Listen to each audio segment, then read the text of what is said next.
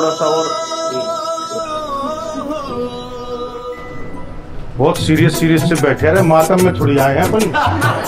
चलो उस देश में आप कहिए नहीं। हो, चलो उस देश में जहाँ संगीत हो, चलो उस देश में जहाँ सारे एक्टर, सारे सिंगर सिर्फ रघुवीर यादव को छोड़ करके सारे हरियाणा के हैं। सारी शूटिंग हरियाणा की है, सारा लोकेशन सब कुछ आप देखेंगे। और मैंने तकरीबन 6 साल दिए इस फिल्म को, तो मैं आपसे बस 2.5 घंटे मांग रहा हूँ। मोबाइल छोड़ के सारी दुनिया, एक बार थोड़ी मेरी दुनिया में आ जाओ, बस थोड़ी दूसरी गुजारिश। ना तो कोई इस दुनिया ते कदी गया से और ना कोई सदा रहा से। सारा पंच तत्व का खेल से कोई भी चीज पूर्ण रूप तक समाप्त नहीं होती, केवल रूप बदल जासे। इब्राहिम इन क्यों गया भाई? इतना तो मैं बोलूँ किसी देर करिए तबियत तो पूरा बेटा क्या बात सही क्या करना है? मीठी मीठी बातें आई करुणा तो लगा बेड़ा।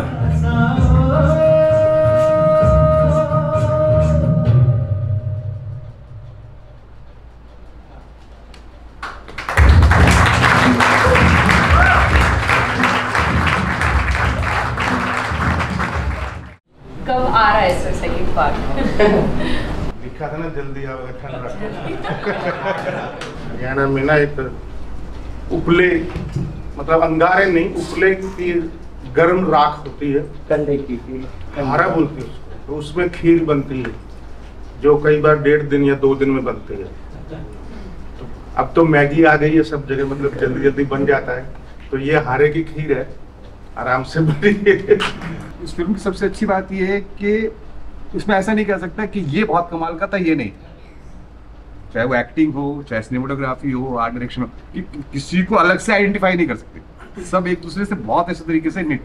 काम जो आपने किया है, ये विषय क्या अभी भी उतना ही वहाँ पर पॉपुलर है हरियाणा में? दूसरी बात, जो एक्ट्रेस का सिलेक्शन किया आपने, उसका क्राइटेरिया क्या रहा? इसमें भी जो एक सरपंच बना ना, जो अंग्रेज को बोलते गुड़ है, तो वो है लक्ष्मी चंद के पोते एक्चुअल में।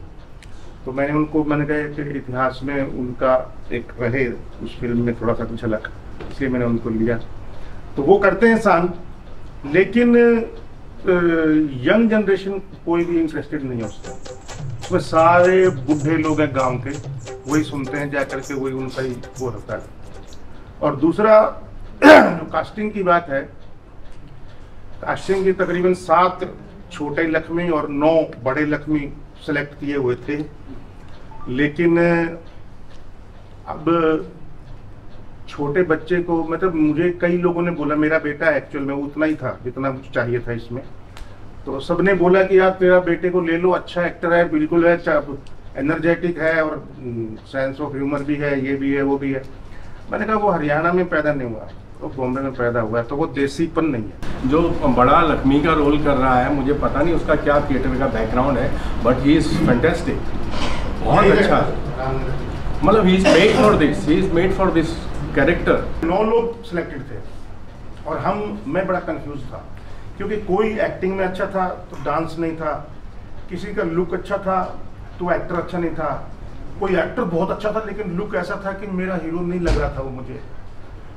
तो सब चीज़ों का मैं राइटर और को एग्जीक्यूटिव प्रोड्यूसर रामपाल बल्हारा, राजूमान जी और हम रामपाल बल्हारा जी के ही घर बैठे थे। मेरे पास फ़ोन आया हितेश का कि मैं अभी स्टेशन पे उतरा हूँ दिल्ली और मैं ऑडिशन देना चाहता हूँ। तो मैं बोला तुम्हारा दिमाग खराब है, जैसे वो नेहरू के सीन में बोलते हैं सुबह सुबह नशा कर लिया। तो मैंने कहा हो गया सब ऑडिशन बेटा, खत्म हो गया। बोला नहीं मेरे को एक बार एक चांस दो। मैंने कहा पगला गए क्या, हमने सेलेक्ट कर लिया है भाई, 1 नहीं 9 है। बोला अच्छा, बोले एक बार मेरे को आने दो, एक बार ऑडिशन ले लो, फिर बेशक मेरे को भगा देना, रिजेक्ट कर देना। और आज का सॉन्ग मेरा आखिरी सॉन्ग होगा। यो बात मानने तो ठीक, ना तो भाड़ में गया सोहनलाल और भाड़ में गए सोहनलाल की मंडली। मैंने देखा कि पैशन है, वो जो जज्बा था, मैं उसको एकदम याद रहा। मैंने उसको एक गाना भेजा डांस के लिए और एक स्पीच भेजी एक्टिंग के लिए। तो रास्ते में ऑटो पे याद करता आया स्पीच, तकरीबन 40-50 मिनट का रास्ता था द्वारका। तो वो आया और उसने पहले स्पीच बोली और फिर उसने गाना हमने चलाया स्पीकर पर, उसने डांस किया और हम तीनों की नज़रें आपस में मिली और स्माइल आ गई कि मिल गया। तो ये ऐसे हुआ कास्टिंग उसका। हिचकी आई गोरी याद की, तेग दुधारी फौलाद की, रचली काटन चटन बटन लगी जान ने चुभे रे। हिचकी आई गोरी याद की, तेग दुधारी फौलाद की। जो छोटा लक्ष्मी जिसको लिया है उसके पिताजी का एक पैर नहीं है और उनकी एक मोबाइल रिपेयर की दुकान है, 15-20 हज़ार रुपये महीना कमाते हैं हरियाणा में, रोहतक में। तो वो वहाँ से उसको सिलेक्ट किया है मैंने। उसको मैंने सिंगिंग के लिए आया था वो एक्चुअल में, तो सिंगिंग इतना अच्छा कर रहा था ना, तो मुझे लगा इस रोल के अंदर भी ये फिट बैठ रहा है क्योंकि वो भी सिंगर है, एक्टर। तो फिर मैंने उसी को सिलेक्ट किया। गुरुजी, मन्ने भी अपने अकेले चलो, मन्ने और किम्मे नहीं करना, बस गाना सीखना से।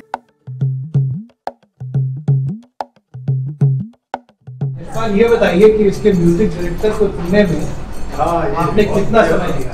देखो, इसमें म्यूजिक डायरेक्टर के लिए मैं सबसे पहले रोहतक के एक म्यूजिक डायरेक्टर हैं उनके पास गया और मैंने उनको एक शर्त रखी कि सारे इंस्ट्रूमेंट ओरिजिनल होंगे। तो वो ना ऐसे ऐसे देख रहा था कि कौन सी दुनिया में रहते हो, तो उन्होंने कोई इंटरेस्ट नहीं लिया। संगीत में और शोर में फर्क हो गए। तानसेन तो बतेरे बनोता हूँ, कभी कभी कानसेन भी बन जाया करो। अब सुन ध्यान से। फिर कमल तिवारी है जो कि जिनको मैंने कर्मा वाली नाटक में उनका म्यूजिक सुना था और उनके गायन भी और उनका म्यूजिक भी, मैं उनका बहुत बड़ा कायल था। तो मैंने उनको अप्रोच किया, उनको 3 घंटा स्क्रिप्ट सुनाई मैंने और अच्छे से उन्होंने सुनी और वो ना बोले कि यशपाल, मैं इतना टाइम डिवोट नहीं कर पाऊंगा because this is a very big project, I can understand. फिर जो ये प्रोड्यूसर है मेरे, उनके जो भाई हैं, उन्होंने म्यूजिक में दिलेर मेहंदी वगैरह काफ़ी लोगों के साथ काम किया था, तो उत्तम सिंह जी के साथ भी उन्होंने काम किया था। तो वो बोले उत्तम सिंह जी से करवा लें। अच्छा, उत्तम सिंह जी को हरियाणवी के बारे में, संगीत के बारे में बहुत ज़्यादा पता है, फोक के बारे में, क्योंकि चंद्रावल जो सबसे बड़ी हिट फिल्म और वो गाने हैं, तो उनका जो म्यूजिक का वो किया था उन्होंने, क्या बोलते हैं, अरेंजिंग।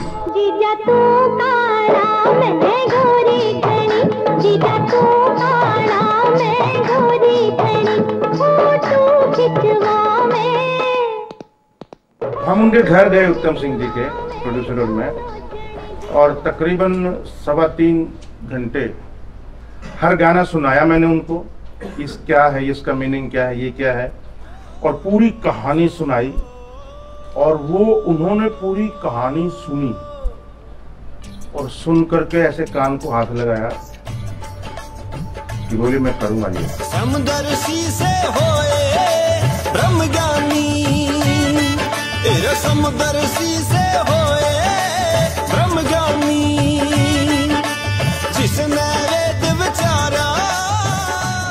इसका बैकग्राउंड भी इन्होंने किया है, जो सारंगी के पीस हैं, जो डांस के, सारा इन्होंने किया है। और जितने भी चालू उस देश में या जितने भी वेरिएशन है, सारा कुछ इन्होंने किया है। और ये कमाल की बात ये है कि मेरे से बहुत नाराज रहते थे क्योंकि तकरीबन 68 दिन तो रिकॉर्डिंग किया, फिर उसके बाद इन्होंने 21 दिन बॉम्बे में स्टूडियो में उसको ठीक किया म्यूजिक को और सबको, और फिर उसके बाद बैकग्राउंड म्यूजिक में तकरीबन 15 दिन, फिर उसके बाद जो ओरिजिनल इंस्ट्रूमेंट है उनको बुला करके जो किया वो अलग। मतलब अच्छा खासा म्यूजिक, जितना फिल्म बनने का था उतना ही म्यूजिक का एक पार्ट था इसका।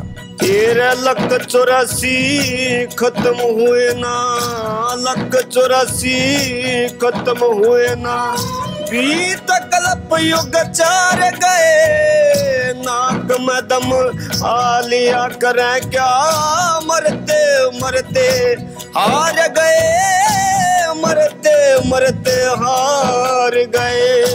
तो मेरे से नाराज इसलिए थे क्योंकि मैंने 3-4 गाने की धुन मुझे पसंद नहीं आई। मैंने कहा सर ये इस मूड के साथ जाता ही नहीं, मेरी जो कहानी में जो मूड चल रहा है वो ये नहीं जा रहा सर, ये तोड़ रहा है उसको म्यूजिक, मतलब कुछ नहीं। और मतलब बोले यार यश चोपड़ा ने भी आज तक मेरी धुन को नकारा नहीं है।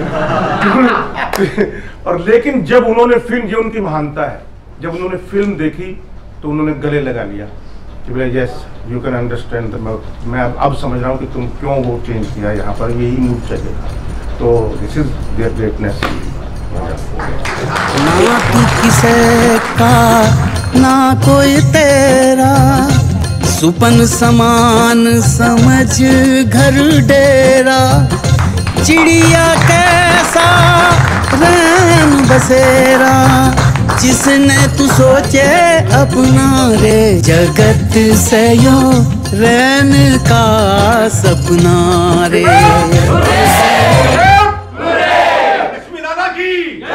जगत से यो रैन का सपना रे, जगत से यो